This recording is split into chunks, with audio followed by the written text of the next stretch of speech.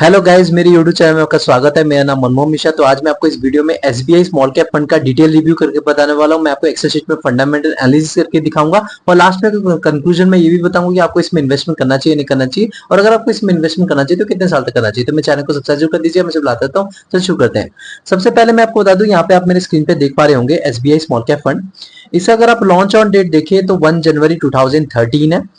तो इस फंड को अगर आप देखा जाए तो 12.5 ईयर्स हो चुके हैं लॉन्च होते होते। तो इसका कैटेगरी रिटर्न देखिए 12.5 ईयर्स में तो 20.43% तक का मैसिव रिटर्न है, और इस फंड का अगर आप रिटर्न देखिए 12.5 ईयर्स में तो 24.37% का मैसिव रिटर्न है। तो आप देख पा रहे हैं कि मतलब इससे हमने कैटेगरी को करीब करीब 3% से बीट कर रखा है, जो कि बहुत ही बड़ा अच्छा खासा 3 से 4% बहुत ही अच्छा खासा मार्जिन है। तो मैं यहाँ पे एक पॉजिटिव फीडबैक दूंगा। देखिए, लेकिन यहाँ पे इससे हम जज नहीं कर सकते क्योंकि यहाँ पे आपको रिस्क वर्सेस रिटर्न भी देखना पड़ता है कि रिस्क के बेसिस पे रिटर्न कितना दिया है, तो उसी से ही हम जज करेंगे। तो आप वीडियो पूरा देखिएगा, यानी कि यहाँ से आपने स्किप कर दिया और बोला कि यार बहुत बढ़िया फंड है, ऐसा बिल्कुल ही मत सोचिएगा। तो मैं यहाँ पे अगर 5 साल का देखें तो 5 साल का कैटेगरी रिटर्न देखिए तो 28.12% का रिटर्न है, लेकिन इस फंड का अगर आप रिटर्न देखिए 5 इयर्स में तो 30.44% का रिटर्न। तो आप देख पा रहे हैं कि मतलब ऑल टाइम रिटर्न में देखा जाए तो इसने कैटेगरी बीटिंग रिटर्न दे रखा है, और 5 साल के हिसाब से रिटर्न भी देखा जाए तो इसने कैटेगरी बीटिंग रिटर्न दे रखा है। तो यहाँ पे पॉजिटिव फीडबैक रहेगा। अगर मान लीजिए इस फंड में आपने डिसीजन ले लिया, आपने 1000 रुपए इन्वेस्टमेंट किया था 10 साल तक कंटिन्यूसली हर महीने, तब का जो अमाउंट डिपॉजिट होता 1.2 लाख रुपीज। 1.2 लाख रुपीज आपका कन्वर्ट होकर बन गया होता 3.92 लाख रुपीज में। जी हाँ, तो देख पा रहे कि यहाँ पे जो पैसा आपका लगभग 3 गुना से ज्यादा हो चुका है। तो देख पा रहे कि मतलब यहाँ पे इन्वेस्टमेंट की ताकत सिर्फ 10 साल में आपका पैसा सिर्फ जो अमाउंट डिपॉजिट हुआ है वो सिर्फ 1.2 लाख रुपीज, और वहां पे 3.92 लाख रुपीज मतलब 4 लाख के करीब करीब मान सकते हैं। मान लीजिए आप इस फंड में ना इन्वेस्टमेंट करके अपने गोल्ड में इन्वेस्टमेंट किया था, तो आपका जो अमाउंट डिपॉजिट होता 10 साल में 1.2 लाख रुपीज। हर महीने अगर आप 1000 रुपए डिपॉजिट करते तो आपका जो 1.2 लाख रुपीज कन्वर्ट होकर बन गया था 2.10 लाख रुपीज। मतलब आप देख पा रहे कि मतलब यहाँ पे पैसा जो आपका डबल भी नहीं हुआ है। डबल होता तो 2.4 लाख रुपीज होता, यहाँ पे 2.10 लाख रुपीज हुआ है, मतलब 2,10,000 रुपीज, जो कि यहाँ पे रिटर्न आप देख पा रहे कि मतलब इतना मिल गया। मतलब इसको कंपेयर करें फंड के साथ तो यहाँ पे आपको डेफिनेटली एक बड़ा मार्जिन देखने को मिला होगा। फंड में, इस पर्टिकुलर म्यूचुअल फंड में आपको अच्छा खासा रिटर्न मिल रखा है। मान लीजिए आपने इसमें ना इन्वेस्टमेंट किया, गोल्ड में ना इन्वेस्टमेंट करके आपने एफडी में इन्वेस्टमेंट किया होता, तो आपका जो अमाउंट डिपॉजिट होता वो 1.2 लाख रुपीज। 1.2 लाख रुपीज में आपका जो कन्वर्ट होकर बन गया था 1.74 लाख रुपीज में, वो भी 10 साल में। तो देख पा रहे कि इन्वेस्टमेंट की ताकत आपको इस पर्टिकुलर म्यूचुअल फंड का जो रिटर्न है 3.92 लाख रुपीज, और यहाँ पे जो एफडी में जो रिटर्न है 1.74 लाख रुपीज, आपको जमीन आसमान का फर्क देखने को मिला होगा। अब रिटर्न वर्सेस कैटेगरी की बात करते हैं। यहाँ पे रिटर्न जो है कैटेगरी के मामले में अबव एवरेज है। तो डिफरेंट देखिए, इसका जो कैटेगरी कंपैरिजन में करे तो कैटेगरी बीटिंग रिटर्न है, लेकिन थोड़ा बहुत ज्यादा बीट कर रहा है, कोई बड़ा मार्जिन से बीट नहीं करेगा, लेकिन हाँ 3 से 4% वो भी एक बड़ा मार्जिन आप मान सकते हैं लॉन्ग टर्म में। अगर यहाँ पे रिस्क वर्सेस कैटेगरी बात करते हैं, बिलो एवरेज रिस्क लेके चलता है। कैसे वो हम रिस्क वर्सेस रिटर्न रेशियो में हम पता करेंगे लास्ट के 3 साल में। तो अब यहाँ पे मेरे स्क्रीन पे देख पा रहे हैं कि रिस्क वर्सेस रिटर्न रेशियो मैंने निकाल रखा है लास्ट के 3 साल में कैटेगरी की कंपैरिजन करके।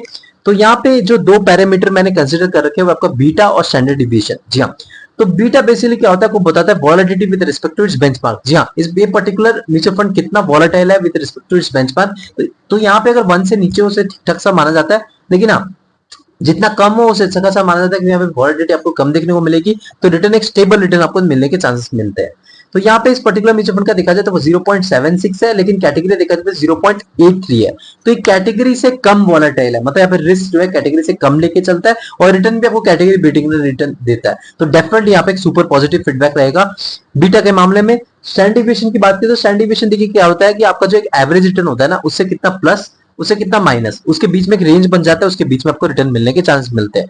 तो ये जितना कम हो उससे अच्छा खासा माना जाता है। तो यहाँ पे देखा जाए इस पर्टिकुलर म्यूचुअल फंड का 13.01 है, और कैटेगरी का देखा जाए तो 15.66 है। तो यहाँ पे भी देखा जाए तो कैटेगरी बीटिंग आपको यहाँ पे कैटेगरी से कम देखने को मिला है। तो डेफिनेटली यहाँ पे रिस्क जो है कैटेगरी से थोड़ा बहुत कम लेके चलता है, रिटर्न भी कैटेगरी बीटिंग रिटर्न है। तो डेफिनेटली यहाँ पे एक सुपर पॉजिटिव फीडबैक रहेगा रिस्क और रिटर्न के मामले में। मिनिमम एसआईपी की बात करते हैं, आप यहाँ पे मिनिमम एसआईपी 500 रुपए से कर सकते हैं, और लमसम करना चाहते हैं तो 1000 रुपए से कर सकते हैं। तो यहाँ पे एक पॉजिटिव फीडबैक रहेगा कि देखिए आजकल स्टूडेंट लोग भी इन्वेस्टमेंट कर रहे हैं, तो 500 रुपए 1000 रुपए से कर सकते हैं अपना इन्वेस्टमेंट, तो कोई ज्यादा प्रॉब्लम की बात नहीं है। लॉक इन पीरियड की बात करते हैं, कोई भी लॉक इन पीरियड नहीं, कभी भी यहाँ पे आपने इन्वेस्टमेंट कर दिया, कभी भी यहाँ से आपने एग्जिट मार दिया। एम साइज की बात करते हैं, एम का फुल फॉर्म होता है एसेट अंडर मैनेजमेंट। इस पर्टिकुलर म्यूचुअल फंड में कितना पैसा इन्वेस्टेड है यहाँ पे पता चलता है। तो यहाँ पे अगर एम साइज की बात करें तो एम देखिए, अगर इसका एक पार्शियल इंपैक्ट पड़ता है, कोई डायरेक्ट इंपैक्ट नहीं पड़ता है। तो पार्शियल इंपैक्ट ये रहता है कि देखिए अगर आपका एम साइज ज्यादा है तो इसका मतलब एक पॉजिटिव बात ये है कि यहाँ पे लोगों का भरोसा है, तभी पैसा इन्वेस्टमेंट कर रहे हैं, तभी यहाँ पे एम साइज ज्यादा है। तो ये एक पॉजिटिव चीज है। लेकिन अगर एम साइज बहुत ज्यादा हो गया है तो यहाँ पे फंड मैनेजर को मैनेजमेंट करने में दिक्कत आती है। जैसे एग्जांपल लीजिए, आपने Nippon India small cap fund का देखा होगा कि वहां पे जो एम साइज है वो 60,000 करोड़ रुपीस क्रॉस कर चुका है। तो यहाँ पे जो फंड मैनेजर है उनको मैनेजमेंट करने में दिक्कत आ रही है। तो वो क्या होता है, बीच बीच में एसआईपी बंद कर देते हैं, लमसम बंद कर देते हैं। तो ये प्रॉब्लम देखने को पड़ती है। लेकिन लेकिन वो एक छोटा सा एक प्रॉब्लम है, अगर फंड मैनेजर मैनेजमेंट कर लेते तो कोई ज्यादा प्रॉब्लम नहीं है। लेकिन अगर एम साइज कम है तो डेफिनेटली वहां पे एक मैटर ऑफ कंसर्न है। कंसर्न ये है कि वहां पे कुछ ना कुछ प्रॉब्लम है, तभी लोग ज्यादातर भरोसा नहीं कर रहे हैं, इन्वेस्टमेंट नहीं कर रहे हैं, तभी वहां पे एम साइज कम है। जैसे एग्जांपल ले लीजिए, आपने एलआईसी की स्मॉल कैप फंड देखेंगे तो उसका 200 करोड़ या 250 करोड़ ही आपको एम साइज देखने को मिलेगा।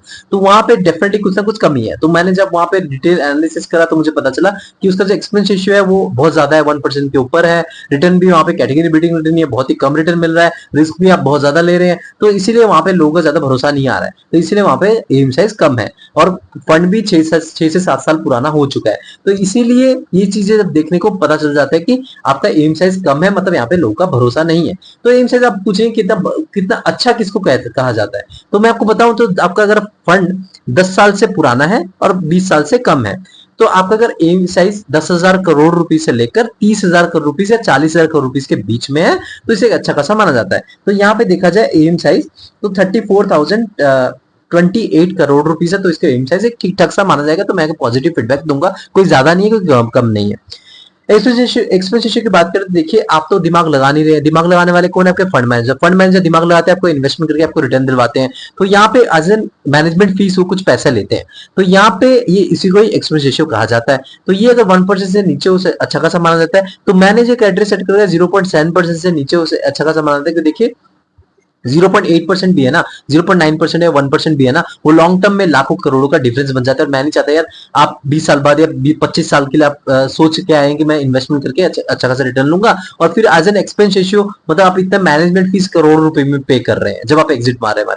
मैं ये बिल्कुल भी नहीं चाहता। इसलिए यहाँ पे एक्सपेंस रेशियो के मामले में बताऊं तो ठीक ठाक सा है, 0.7% है। तो मैं यहाँ पे रेकमेंड करूंगा, ठीक है, मतलब रेकमेंड तो मैं नहीं कर सकता, मैं आपको जस्ट बता रहा हूँ कि एक्सपेंस रेशियो के मामले में ठीक है, तो पॉजिटिव फीडबैक रहेगा। टैक्स इन्फॉर्मेशन की बात करें तो यहाँ पे 1 साल से पहले आपने एग्जिट मान लिया प्रॉफिट बुकिंग करके तो 20% का टैक्स देना पड़ेगा। अगर आप इंडियन इनकम टैक्स में आते हैं तो अगर 1 साल के बाद आपने एग्जिट मारा तो आपको 12.5% का टैक्स देना पड़ेगा, अगर आप इंडियन इनकम टैक्स में आते हैं तो। देखिए उसमें भी कुछ छूट है, जैसे 1.25 लाख रुपीज तक अगर प्रॉफिट है ऐसा कुछ है तो आपको कुछ वो प्रॉफिट नहीं देना पड़ेगा, मतलब आपको उतना प्रॉफिट तक माफ है। उसके बाद अगर आप प्रॉफिट गेन करते हैं 1 साल में तो आपको वो टैक्सेबल रहता है।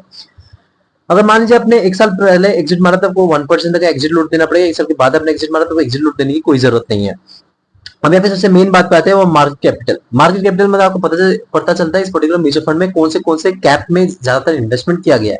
तो देखा जाए यहाँ पे मिड कैप में 1.67% तक एलोकेशन है, स्मॉल कैप में 90.12% तक एलोकेशन है, लार्ज कैप पे कोई भी एलोकेशन नहीं है और अदर्स देखा जाए तो 8.3% तक एलोकेशन है, मतलब कैश या फिर डेप्ट के फॉर्म में।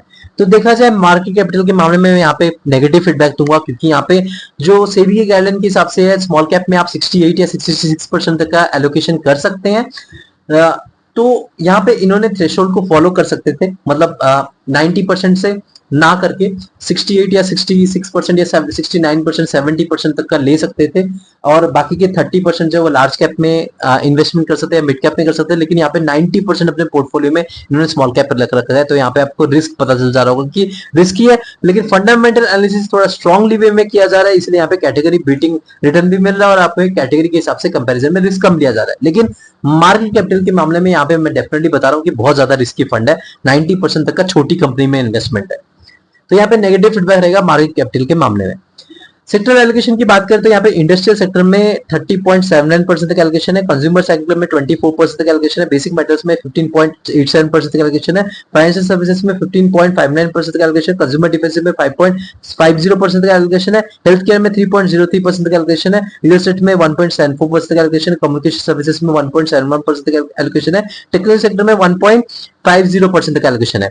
तो एलोकेशन के मामले में यहाँ पे पॉजिटिव फीडबैक रहेगा, क्योंकि यहाँ पे इन्होंने प्रॉपर्ली डाइवर्सिफिकेशन कर रखा है। आप देख पा रहे हैं कि industrial sector, consumer sector, basic materials और फाइनेंशियल सर्विसेज, तो यहाँ पे इन्होंने प्रॉपर्ली डाइवर्सिफिकेशन कर रखा है थोड़ा और डाइवर्सिफिकेशन हो सकता है, क्योंकि आप देख पा रहे हैं कि जो इंडस्ट्रियल सेक्टर है यहाँ पे 30% तक एलोकेशन करके थोड़ा सा डाइवर्सिफिकेशन कर सकते थे। और मैंने हर एक वीडियो में बता रखा है कि 5 सेक्टर्स जो है ना उनमें प्रॉपरली डाइवर्सिफिकेशन होना चाहिए, मतलब 12%, 15%, 12%, 15% तक का एलोकेशन हो रखा है, तो एक प्रॉपरली डाइवर्सिफिकेशन माना जाता है। यहाँ पे थोड़ा सा कॉन्सेंट्रेशन ज्यादा है, लेकिन फिर भी यहाँ पे नेगेटिव फीडबैक दूंगा, क्योंकि यहाँ पे देखिए चार चार सेक्टर में इन्होंने अच्छा खासा डाइवर्सिफिकेशन कर रखा है, लेकिन 5 सेक्टर में कर सकते थे, लेकिन बाकी सेक्टर में देख रहे 5%, 3%, 1% कर रखा है, जो कि डाइवर्सिफिकेशन मान नहीं सकते। तो यहाँ पे थोड़ा सा मैं ना तो पॉजिटिव फीडबैक दूंगा ना तो नेगेटिव फीडबैक दूंगा, यहाँ पे एक एवरेज सा फीडबैक दूंगा सेक्टर एलोकेशन के मामले में।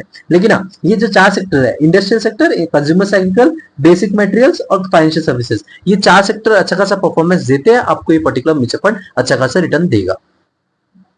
फंड मैनेजर की बात करते हैं, यहाँ पे 2 फंड मैनेजर है, एक है आर श्रीनिवासन, इनका एक्सपीरियंस है 16.13 इयर्स का, और सेकंड जो आपका मोहन लाल, इनका एक्सपीरियंस है 1.12 इयर्स का। देखिए एक फंड मैनेजर एक्सपीरियंस होना जरूरी होता है, तो यहाँ पे डेफिनेटली पॉजिटिव फीडबैक दूंगा कि जो इनके फंड मैनेजर है आर श्रीनिवासन, ये बहुत ज्यादा एक्सपीरियंस है। आप इनकी हिस्ट्री ट्रैक कर सकते हैं, आप इनके बारे में रिसर्च कर सकते हैं, इनके बारे में पता लगा सकते हैं इनकी स्ट्रैटेजी क्या होती है, तो आप इससे आप भी कॉन्फिडेंट रहते हैं कि हाँ इनकी स्ट्रैटेजी होती है, ये आपको एक अच्छा खासा रिटर्न दिलवा सकते हैं। पास्ट में भी इन्होंने एक अच्छा खासा रिटर्न दिलवा रखा है, तो इसीलिए एक फंड मैनेजर एक्सपीरियंस होना जरूरी होता है। तो यहाँ पे फंड मैनेजर एक्सपीरियंस है, लेकिन एक दो फंड मैनेजर थोड़ा ज्यादा हो सकते थे, क्योंकि यहाँ पे एएम साइज जो है ना ये थोड़ा ज्यादा है। अब देख पाए 34,000 करोड़ रुपीज है, तो यहाँ पे मैं एक एवरेज सा फीडबैक दूंगा, क्योंकि देखिए एएम साइज जब इतना ज्यादा होता है तो फंड मैनेजर थोड़े ज्यादा होते हैं, तो थोड़ा बहुत मेंटेन करने में थोड़ा इजी हो जाता है। तो फंड मैनेजर सिर्फ 2 ही है, 3-4 होते तो ज्यादा अच्छा खासा रहता है, लेकिन यहाँ पे एक्सपीरियंस फंड मैनेजर है, तो मैं यहाँ पे आपको बताऊं तो 80% ठीक ठाक इसको बोलूंगा, 20% थोड़ा नेगेटिव बोलूंगा। अगर ये दोनों ही मेंटेन कर लेते कोई ज्यादा प्रॉब्लम नहीं है, लेकिन ओवरबर्डन फील ना करे। रेटिंग की बात करते हैं, इसको 4 आउट ऑफ 5 रेटिंग मिल रखा है। रीजन ये है, एक रेटिंग इसलिए काटा है क्योंकि जो मार्केट कैपिटल है ना यहाँ पे 90% तक का इनका एलोकेशन स्मॉल कैप में है, तो ज्यादा रिस्क बन जाता है। देखिए स्मॉल कैप के सारे म्यूचुअल फंड रिस्की है, लेकिन रिस्क में थोड़ा बहुत कम रिस्क लेके चलता है, वो हम कंपेयर करते हैं कैटेगरी से, कैटेगरी कंपेयर करके हम पता लगाते हैं कि थोड़ा बहुत रिस्क कम लेके चले और रिटर्न अच्छा खासा दिलवा रखे। ये मत सोचिए कि यहाँ पे रिस्क कम रहेगा, बिल्कुल भी नहीं रहेगा कम रिस्क, यहाँ पे बहुत ज्यादा रिस्क रहेगा। अगर आप रिस्क पे भी रिस्क लेना चाहते हैं तो ऐसे म्यूचुअल फंड में इन्वेस्टमेंट कर सकते हैं, वरना बिल्कुल भी मत करिएगा, क्योंकि मेरा रिकमेंडेशन कुछ नहीं रहेगा, क्योंकि ये आपका खुद का ही रहेगा। मैं आपको बस एक इन्फॉर्मेशन दिलवा रहा हूँ कि इनमें क्या क्या होता है और इनके पास रिटर्न के हिसाब से, और पास रिटर्न भी फ्यूचर रिटर्न को गारंटी नहीं देता है। तो आप, मेरा कोई रिकमेंडेशन नहीं है, मैं आपको बस एक इन्फॉर्मेशन दे रहा हूं, और मैं आपको ओवरऑल बताऊं, अगर आपका टाइम फ्रेम 10 साल तक है तो आप ऐसे म्यूचुअल फंड में देख सकते हैं। लेकिन अगर आपके पास हाई एपिटाइट है, मतलब अगर आपका रिस्क टेकिंग बहुत ज्यादा है, रिस्क पे भी रिस्क लेना चाहते हैं, तभी ऐसे म्यूचुअल फंड में इन्वेस्टमेंट कर सकते हैं, लेकिन वरना बिल्कुल भी मत करिए, क्योंकि ऐसे स्मॉल कैप म्यूचुअल फंड जो होते हैं बहुत ज्यादा रिस्की होते हैं, और आप खुद रिसर्च करके इन्वेस्टमेंट करिएगा, वरना बिल्कुल भी मत करिएगा, क्योंकि ऐसे म्यूचुअल फंड में ज्यादा आपको लॉस करने के चांसेस रहते हैं, अगर आपको इमरजेंसी में कोई कैश की जरूरत पड़ती है और यहाँ पे मार्केट डाउन होता है तो मेरे चैनल को सब्सक्राइब जरूर कर दीजिएगा, मैं जरूर लाता रहता हूँ। Thank you.